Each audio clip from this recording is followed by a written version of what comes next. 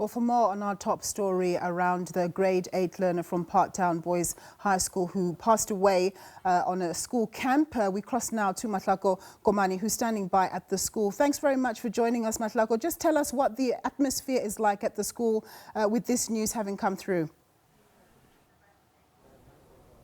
Yes, Nompu, we spoke to a parent earlier on, just telling us that they were very worried about how this was handled when they were coming, because they were here to pick up their children. We understand that orientation camp was cancelled.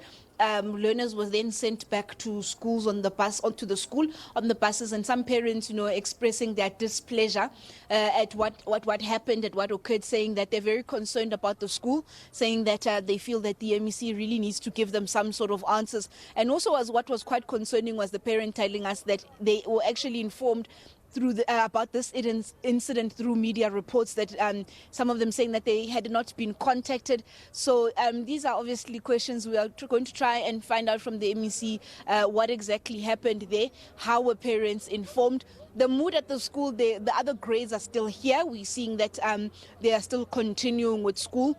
But I think some of their parents just expressing relief to be able to see their children, that their children are safe.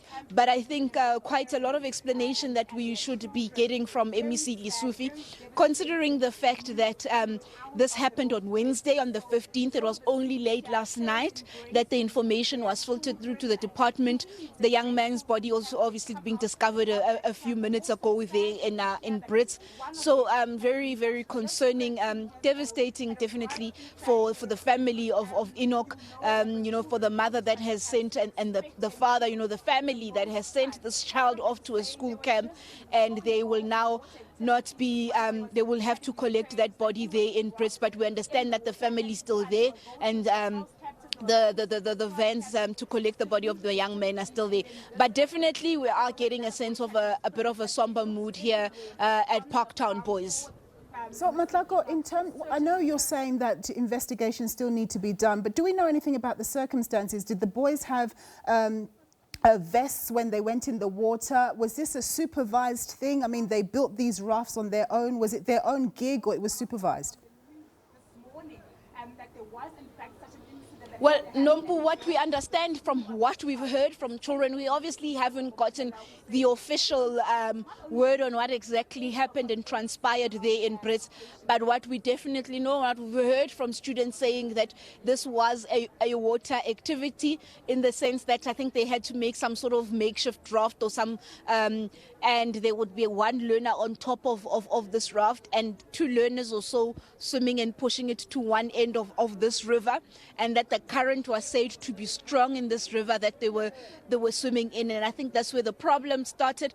But also we heard some learners saying other students actually had to be pulled out of this river. I think they said about 5 kids. A young man telling his parent there what was it that happened.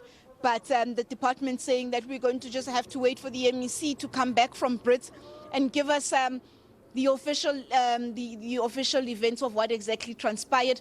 But as I said, that some parents really expressing dissatisfaction, as well as their unhappiness as to when they're saying that they are feeling that there wasn't enough supervision. But these are the logistics and details that we would need to question the department once they open up that media briefing, so we can really find out what happened. Indeed, a good question. Did the children know how to swim? Did they have vests? It is a river. It's been raining. There's a lot of logistics that, lots of factors that we need to take into consideration when you put a child into a river. It's not safe. There's the word that's saying that parents have signed consent form, but yes, parents did sign consent forms, but for not the news that they've received this morning. Exactly. All right, Mahlako, we're going to leave it there and catch up with you as the day progresses. My colleague there, Mahlako Komane.